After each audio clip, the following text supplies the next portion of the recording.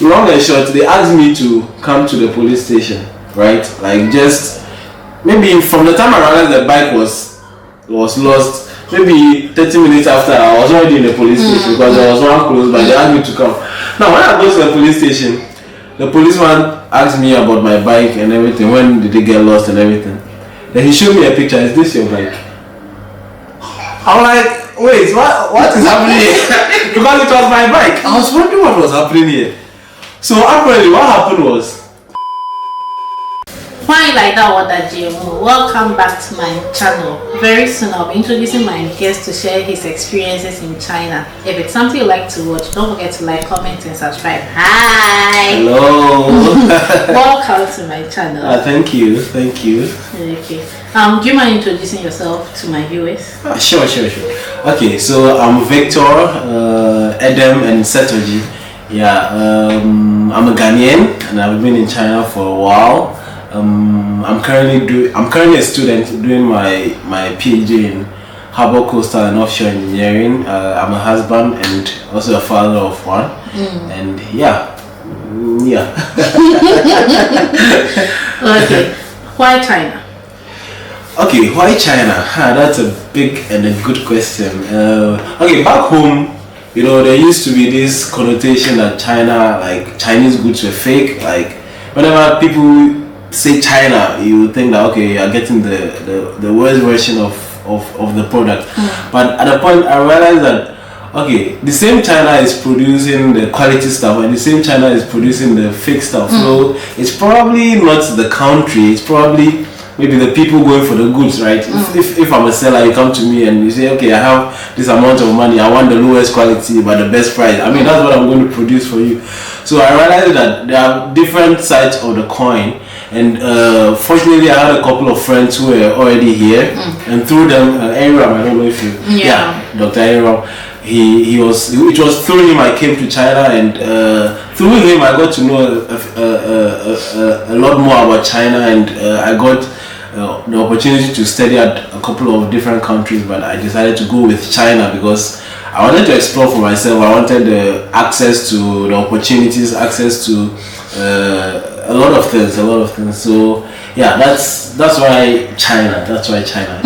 Okay. So was coming to China the first time you left the shores of Ghana? Okay, no, it wasn't. Before, the countries surrounding Ghana, Togo, part of my family is from Togo. Togo, Cote d'Ivoire, I've been there once. And aside that, I've been to Hong Kong and I've been to Japan. When I was younger, my mom used to study in Hong Kong, so I had the opportunity to visit her at a point.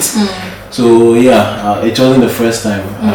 So you had some experience when you come to Okay.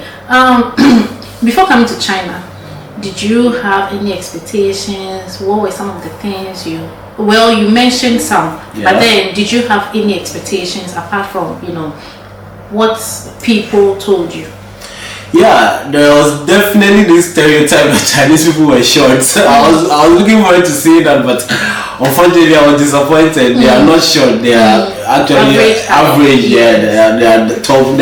A lot of them taller than me. There are a lot of them shorter. There's a lot of them at the same height. It's actually spread out. I think you have all the heights. All the heights are available. And then the other expectation was, okay, I was leaving a different environment into a new environment. By that I mean I was working back at home, and then I was going to transition to being a student once again.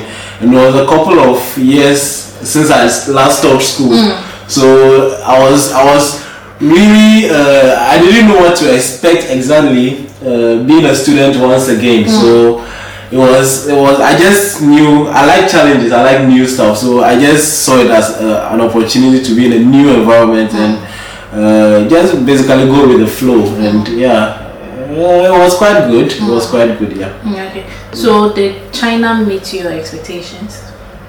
I would say yes, and in many ways exceeded my expectations. I'm sure. I mean, I've seen other videos and I've seen people talk about the various things, and I would say the same thing because it's actually true. The infrastructure was one of my biggest, I wouldn't say shocks, but I was really impressed by the infrastructure. the system. Like I always say this thing that it's not necessarily the people, right? I mean, if you go into the depths of China, you find the same types of people in other countries, even back home.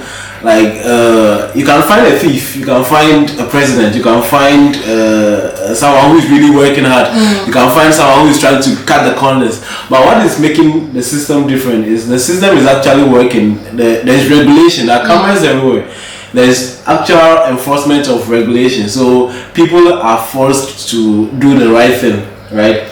The options are not so vast. Like the options to be doing the wrong things are so limited because there are very high chances that you'll be in trouble, right? So the system is working in a way that is kind of controlling the behavior of the people, and observing that, I see that it's really, really possible to advance any country. Like you can have the same set of people, but with the right leading or the right direction, you can advance any country.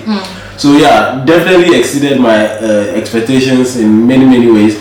And coincidentally, when it comes to even the food, I really like Chinese food. It's quite different from back home, what you know as Chinese food.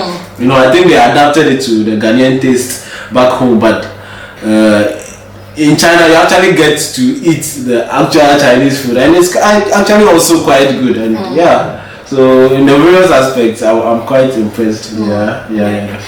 It looks like I'm the only one who doesn't like Chinese food. Because why don't you like Chinese food? You are more experienced in China than me. You should like Chinese food.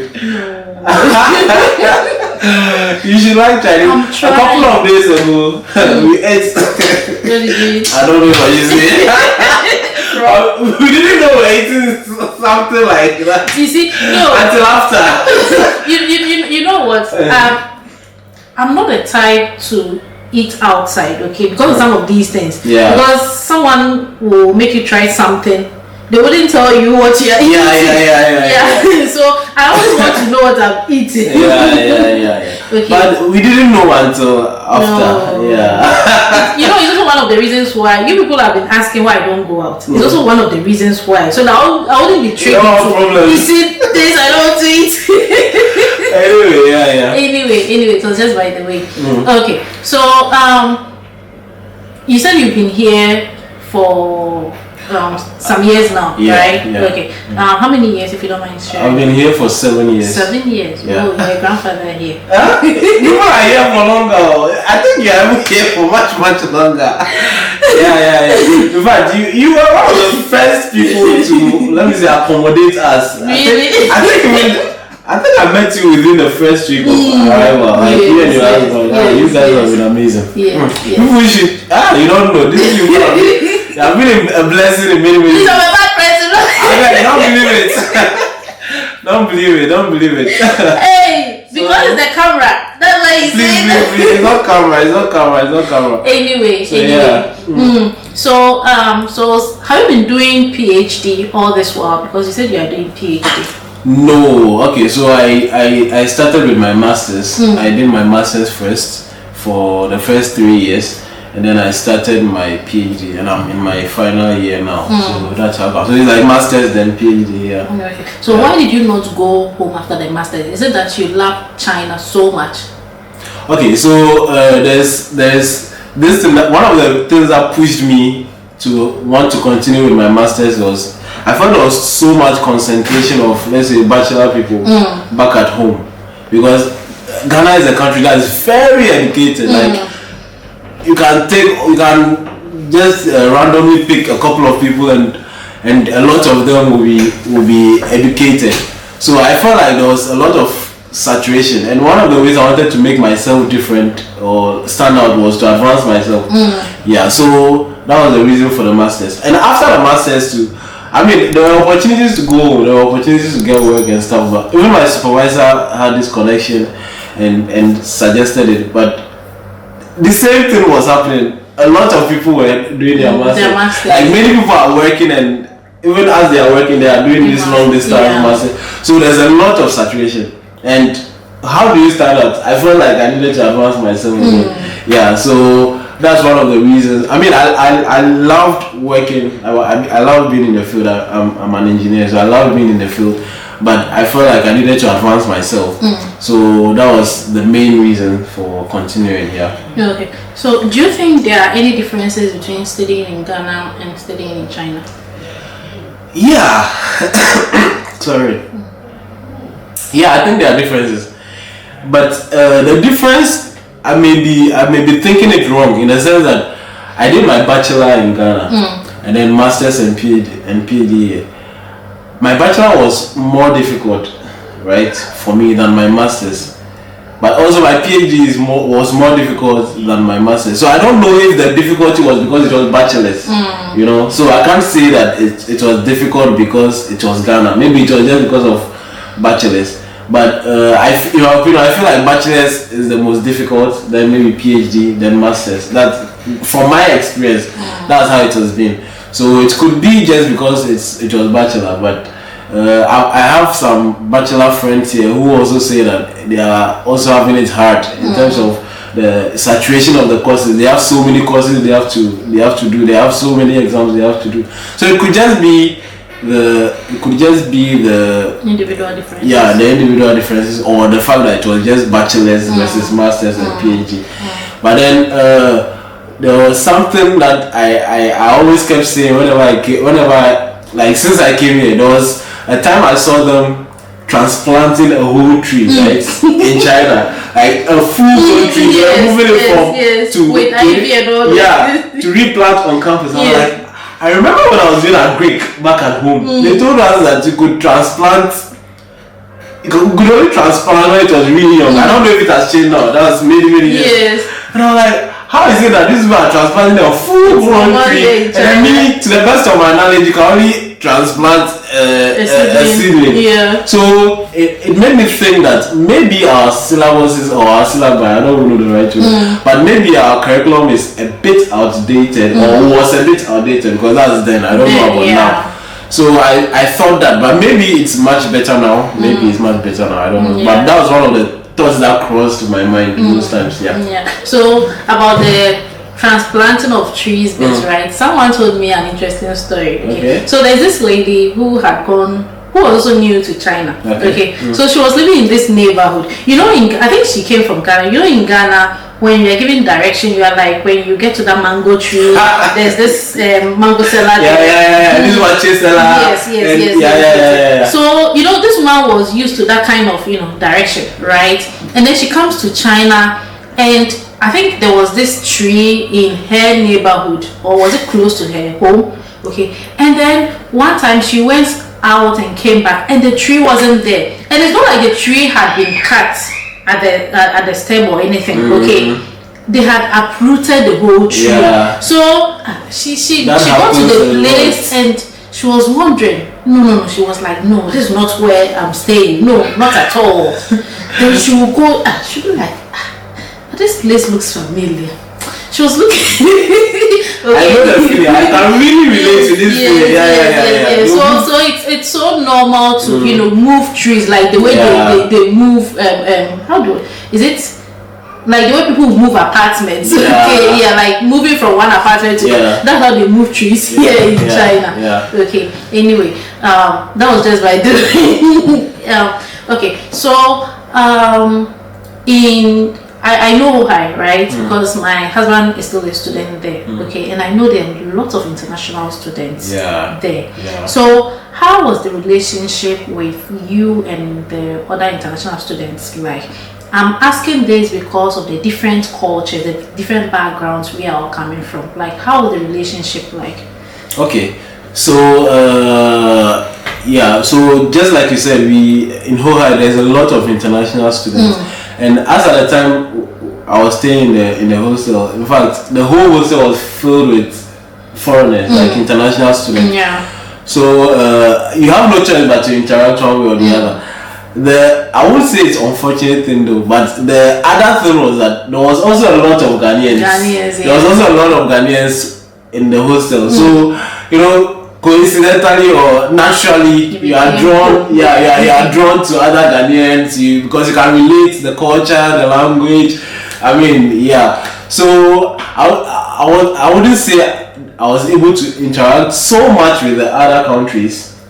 Yeah, I interacted so much with Ghanaians. Like, I made some really good friends here, and if you talk about my really good friends, most of them will be are Ghanaians, because there were so many Ghanaians around.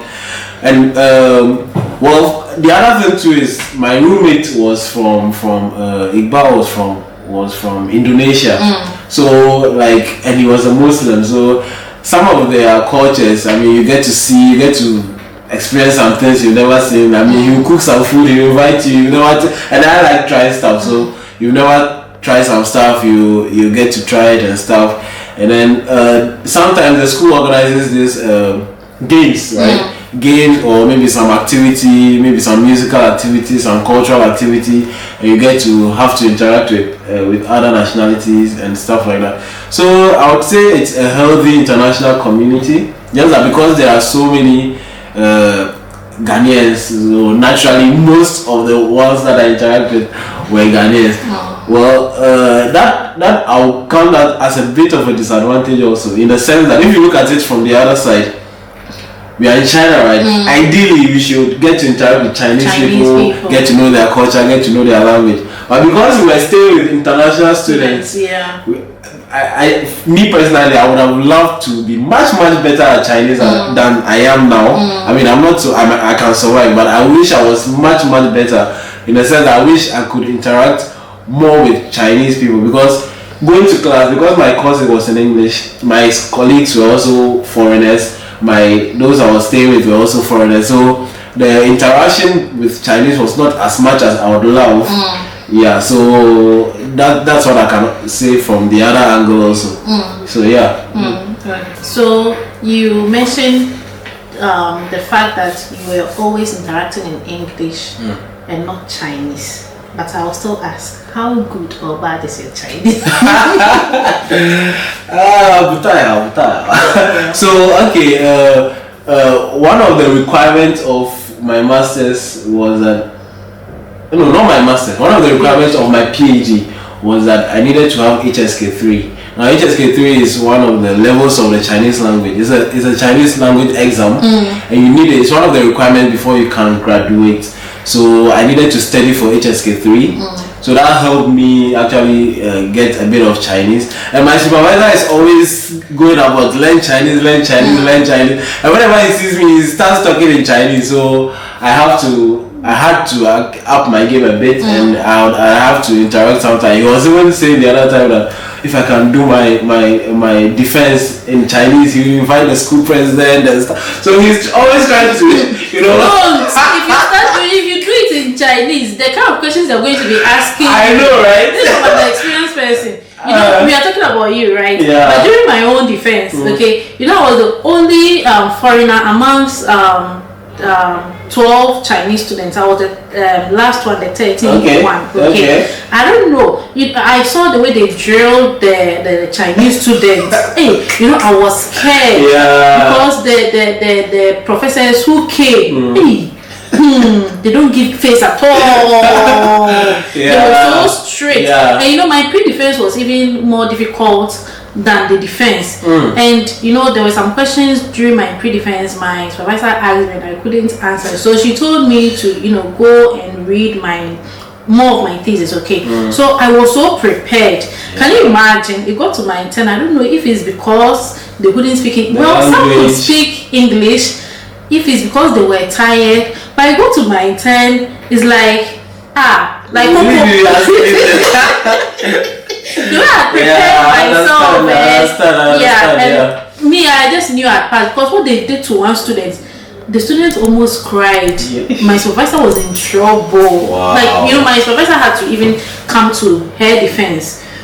So don't even try doing your defense in Chinese, please. No, of course. If you want to graduate, they want to do that. Your Chinese must be like HSK6 or something. Aside that, the kind of questions they are going to be asking you, because it's their comfort zone. So don't. I'll take that. I'll consider that. Anyway, what's your favorite Chinese food? Oh, Wao Minji. But actually, the Yeah, but actually the Chinese people say that is not an actual traditional Chinese dish. Yeah, but it's the food you guys introduced me to. Like, Okay. yeah, and the reason why I love it so much is because it's so similar to the Ghanaian. Like soup. Yeah, because it's like soup and rice. and and you can always take more rice. Yeah. Okay, so what are some of the cultural shocks you've experienced here in China? Cultural shocks. I wouldn't say I was shocked by anything because I adapt quickly. Like I can easily adapt in any circumstance. So there was nothing that shocked me. Let me see what shocked me. Not even the spitting? Yeah, there was that, but it didn't shock me actually. Okay. It didn't shock me. What made me realize it sometimes was, let's say maybe I'm working with Ella, right? And then maybe a Chinese person spits, and then she reacts to it, and then my mind even comes on it. Like my mind is really not there. So the biggest shock I'd say is the fact that a lot of the people can't really relate in English. So you have to find a way. You have to survive. Like either you use a translation app or you try to learn some Chinese or something like that. So the language I would say was a shock. Yeah. Well, there was an experience the first night, right?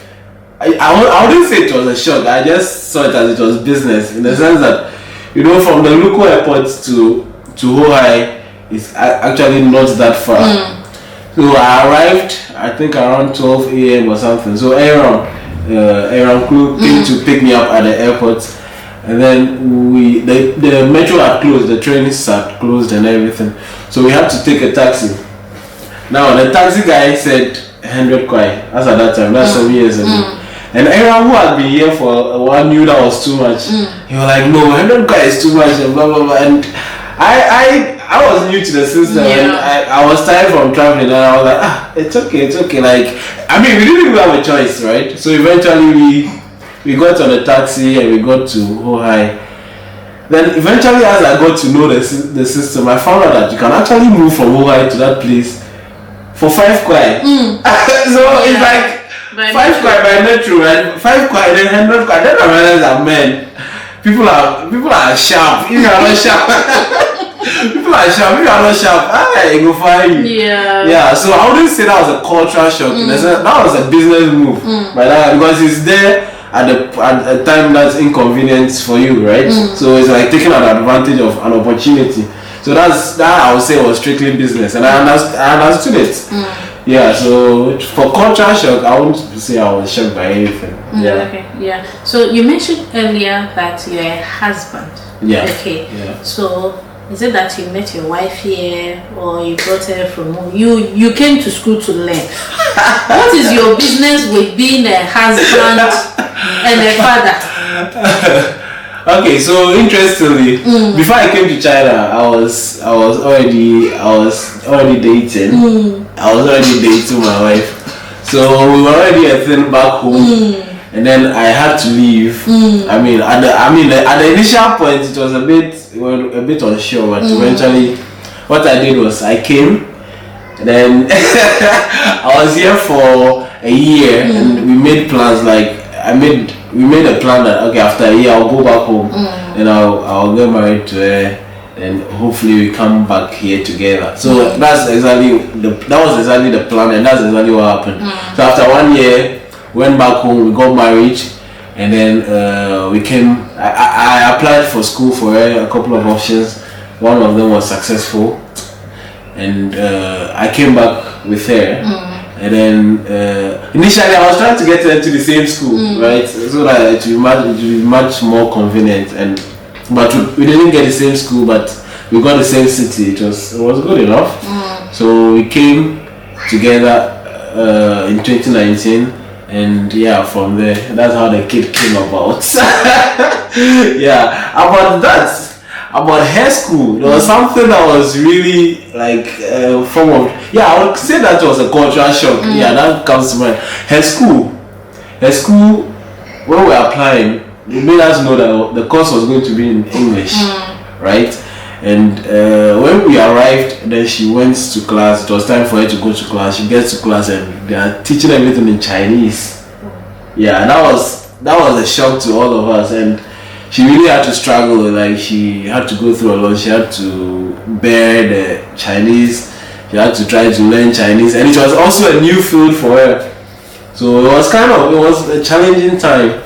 But I wouldn't even call it a cultural shock, because saying something is a culture is like something that is common to Chinese. Yeah. I would say it was that school or whoever put the information on the website, or I mean whoever is in charge of the whole recruiting of new international students, that let's say misled people or deceived people.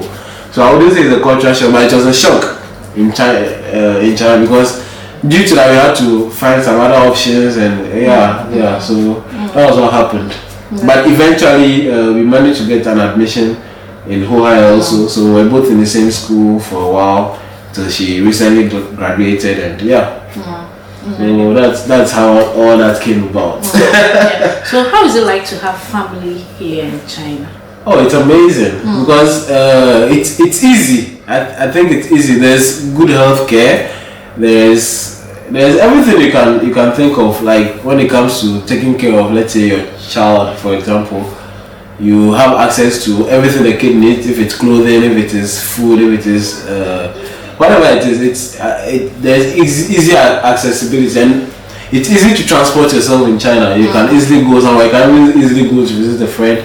You can easily go to church. Anything you want to do, it's easy. So because of the convenience of the system, it makes everything a bit easier, in my opinion. I mean, I'm sure people have had worse experiences when it comes to China, but I think in my case, because of how the system works, it makes even being a bachelor or being a student easy, being a family easier. I mean, I won't say completely easy, but I think it's easier because even as students, I mean, we are not at least begging for food at least. And we are still students, so imagine if we were working or if we were allowed to work, So I think it's alright. It's good. Okay. So after your wife came, you had a kid, right? Yeah. So how was it like being a first-time parent without, your, should I say, extended family here to help? Yeah. Okay. So I don't know. I won't say it was difficult, but because maybe I'm the guy, it will be different on the mother, of course. So on my side, it wasn't so easy.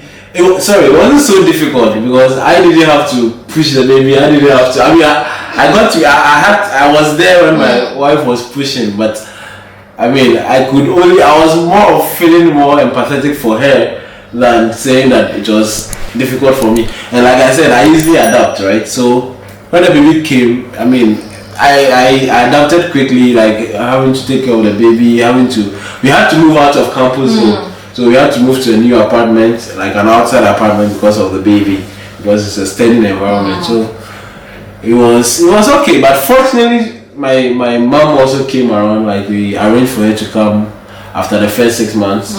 She came and she stayed for a while, so she was also really helpful, and so it was okay. Yeah, I like trying new stuff, so anything that is new I find exciting. So like getting married and having a child. So I guess that made it easier to adapt. Anyway. Okay. So you earlier on mentioned infrastructure. Okay, so apart from infrastructure, okay, what other thing do you think makes China different from Ghana? I think business, right? Business, like they are sharp when it comes to business. Like they are always organizing these conferences and this how do they even call it, the ones in Qingdao and Guangzhou and stuff. The Canton Festival. The fairs and stuff. The Canton fairs and stuff. They are always inviting people in to come and see the stuff they are doing, and they manage to still sell their goods. Right, even without language, because a lot of them now it's getting much better. Now most of the students can speak English, so in the future will even be more swift, and they manage to penetrate the international market even without the language, with a language barrier, they still manage to do that. So their business sense is something I think we can learn. Like business, they are there. They know how to do it. They know how to sell to you. They will not come violently. They will come peacefully, but they will still get the better side of the deal. Yeah, that's one of the things. Business, and then the other thing, transportation. Like, I mean, everybody can attest to it. Anywhere you can think of going. If you don't find a bicycle, you can have an e-bike. If you don't have an e-bike, you can use the metro. If you can't use the metro, you can use the bus. If you can't use the bus, you can use the actual speed train. Like, it's transportation is so accessible, and even if you don't have any of those, walking is quite convenient because there's the sidewalks and everything. There are even cars that you could. You can even have the access to cars, and there's even the shared bikes, right? Yeah. The shared bikes, it's like the public bikes. You scan, you pay, you ride. It's transportation is something, and this one is also connected to both transportation and infrastructure. That's the roads. The roads are good. Like, they have good roads. It's maintained, and they are clean. Like, there was this time, right? I was riding from campus, and it was raining cats and dogs. Like, it was really, really heavily. There was this old woman. You could see that her walking is not even good. But she's wearing her raincoat and she's picking the rubbish from the road. And you can see that these people will do their work whether it's raining or it's shining. Yeah. Like, once it is their responsibility, they stick to it. So the roads are always clean. There was another time I was riding, I dropped something. I think I lost something. I don't remember what it was. Something fell from me. And in fact, when I got to campus, just maybe after 20 minutes, I realized that I lost something. Like, this thing is no more with me. I must have dropped it on the way. So, in fact, immediately I realized that I lost hope. Why did I lose hope? I knew that by 20 minutes time, they've already swept the streets. Like, they've already picked that thing and put it in the right place. Once it doesn't belong on the road, once it doesn't belong there, they are going to clean it. They are going to clear it up. So I had already lost hope that I will not find this thing, but then I decided to try it anyway. So I took my bike, I went back, tried to look for, and true to it, like, I went through the same distance I came, like the same path and everything.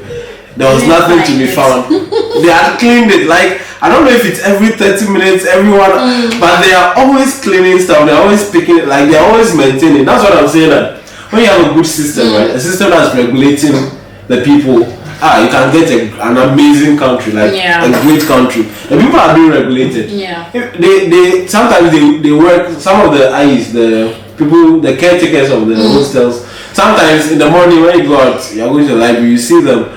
You see that they have arranged the bikes to where they are supposed to be, and then they take a picture of themselves working. So I think it's part of the things, like the accountability factors they put in the system. So like, they have to prove that they were actually there that day during their duty period and they were working.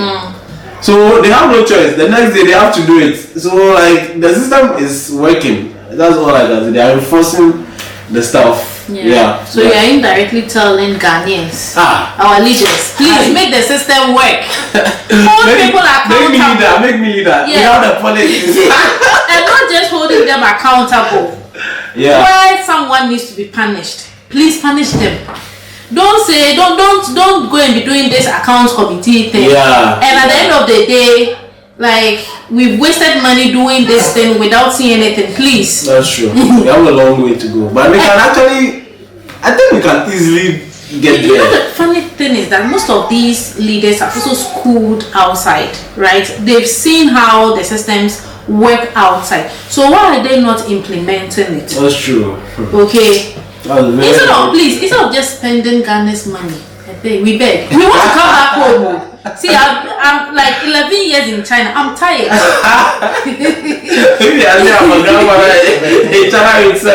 Please, if someone is supposed to go to jail for spending money, punish them. If a contractor doesn't do his work, okay, punish him. Anyone, okay, because we are tired. Ghana is how I've even forgotten.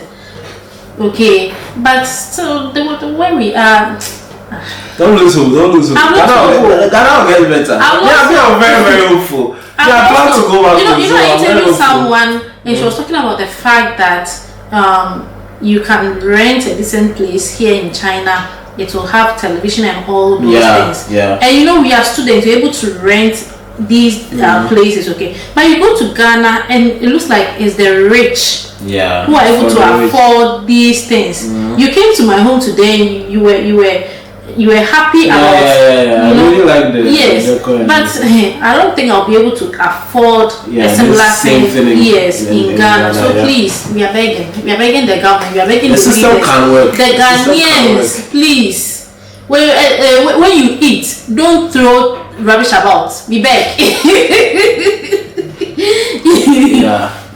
China is the way it is because everyone is contributing to the development of China. But in Ghana it looks like only a few people. Okay, please. My children were born here. I want to bring them to Ghana. They are coming. Ghana, they are coming. Things will get better. Anyway. Yeah. So Eden, what's that one thing you miss if you left China? One thing that is so hard.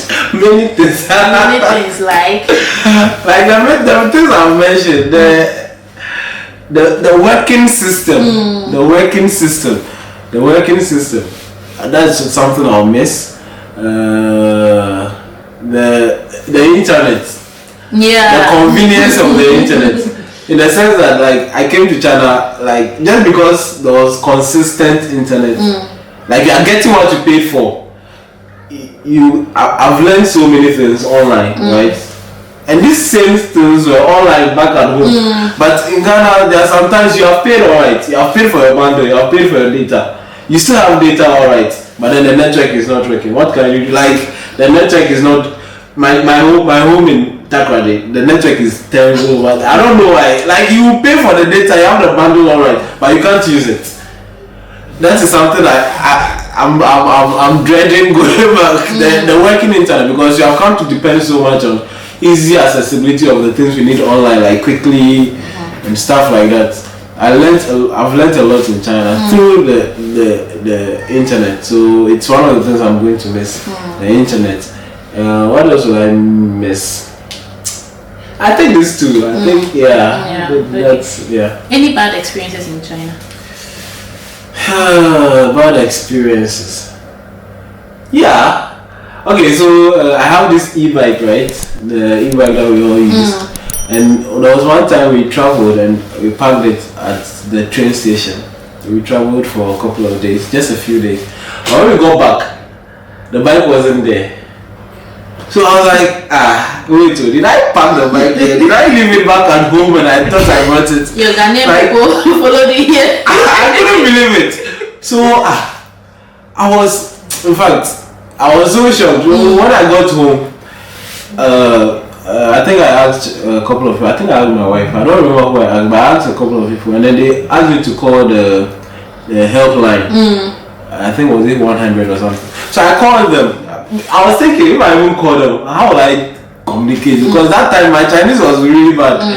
How will I communicate? But I called them. Then they asked for language, to choose the language. I chose English, and then they gave me an English operator. So I spoke to them. Long and short, they asked me to come to the police station, right? Just maybe from the time I realized the bike was lost, maybe 30 minutes after, I was already in the police station because there was one close by. They asked me to come. Now when I go to the police station, the policeman asked me about my bike and everything. When did it get lost and everything? Then he showed me a picture. Is this your bike? I'm like, wait, what is happening here? Because it was my bike. I was wondering what was happening here. So apparently what happened was someone really stole the bike, right? Someone really stole the bike. But they had caught the person, retrieved the bike, and the bike was with them at the police station even before I reported the case. That's what I mean when I say that the system is working. So there are thieves everywhere, but the system is working. So this thief, you think next time you go and steal? And I'm also thinking, because you mentioned earlier that there are cameras all over. So I believe they trace to using the cameras and maybe one of the videos showed you riding, so they knew maybe it was yours. Yeah, so actually I asked them about it. I asked them how come, because how can you have the bike before I even come to the report? So they were like, I think the guy had stolen some other stuff. So they were already, so they eventually caught the guy, and then they retrieved everything that was at his place, and coincidentally my bike was part of it. That's the story they gave me. I guess that was the truth, but the point is the system is working. Yeah. And yeah, that was a bad experience. Any other bad experiences? When we gave birth to our baby, right? The doctors were saying he had this condition. I've even forgotten now. Like there was what was the condition? I've forgotten. Is it jaundice? Yes, there was this jaundice stuff. Something jaundice, and they took it so serious. They took the baby to the ICU, right? Like, and the ICU per day, you're paying so much money. Like per day, so much money, because at the end of the day, he spent only 2 days. Then we paid like, was it 4,000 RMB just for the ICU? That's different from giving birth, and because they had to take him in an ambulance to a different hospital and stuff like that. But eventually, we like based on the listening to other foreigners and based on the experience from other people. We were advised to go for him. They made us sign some stuff like, if the baby dies, it's your fault, blah blah blah. I mean, I'm not a medical doctor, but like using, let's say, like listening to everybody, listening to all the sides of the story, including the doctor's side and their everything, we decided that we were going back for our baby, and we exposed him to the sun for a while. I mean, he was fine eventually. This is not advice for anybody who. Yes. But this was our case, our scenario. That was quite a bad experience, especially for my wife, because it was really tough. You know, you just gave birth and then you're taking your baby from you.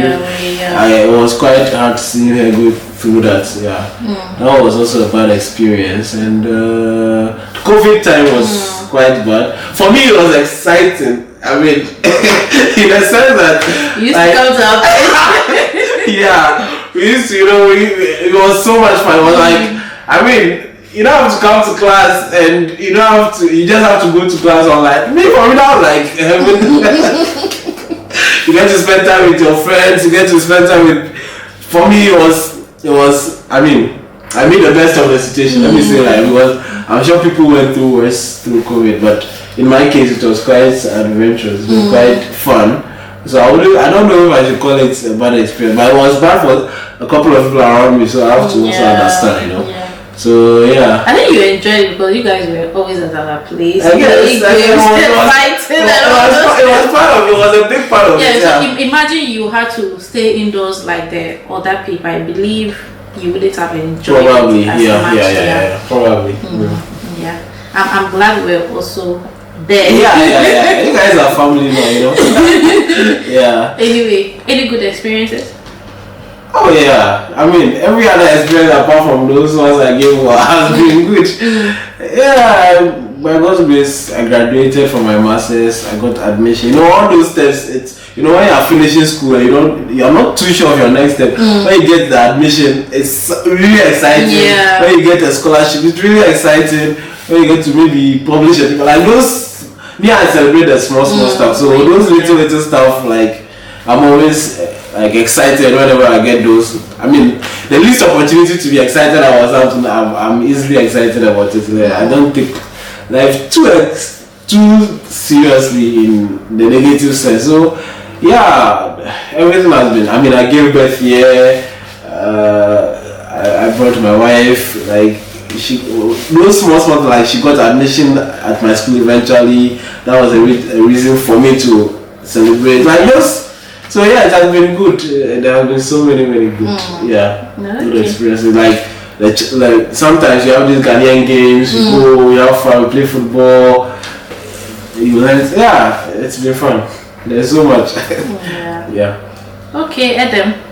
Thanks so much for coming. You're welcome. Thanks for having me. Yeah, thanks for having me. Okay. Yeah. Guys, if you enjoyed watching, don't forget to like, comment, and subscribe. Bye. Guys, before she says bye, this woman, she has been so influential in so many content creators in China. She will push you. She will say, hey. But you know you are not pushing me. Are you sure? Okay, yeah, not as much as you know. Recently, someone told me he was going to open a YouTube channel, and that I should help promote his channel. You know, I just told him straight. that you people don't even watch my videos, so I don't see the need. You know, there are some big YouTubers that you know, right? Yeah. That I was doing the work behind the scenes. Yeah. Okay. And now that they have names, they don't even know, but they don't know the kind of work I put into. Me, I know, because I was, or maybe I still am a content creator. I just don't talk in my videos. Maybe I should stop. But then I know, because I know you come to my video and then post to, and then why not posting shorts? Why not doing this? Why not? You know what? So me, I know. Is, I like to push people. Okay. Yeah. But you know, when they get to a certain feat and they forget you, it's so painful. Yeah, okay, it's like you even send them messages and they don't even know who you are. Meanwhile, well, I'm not saying that one good turn deserves another, but at least for old time's sake, right? I'm also starting, so at least if there's that push to be given to me, just try. But those people, you know yourselves. And when I blow, you will blow. Me, for me personally, I always say this. Every time I see you, I'm saying, I really appreciate those little. I say when I blow, no one should come for a collaboration. You go blow. Because me, I won't collaborate with all those who look down on me. Forgive them. Please, whoever be editing the video, leave this part. Forgive them. Me. Anyway, yeah, thank you so much for having me, and yeah.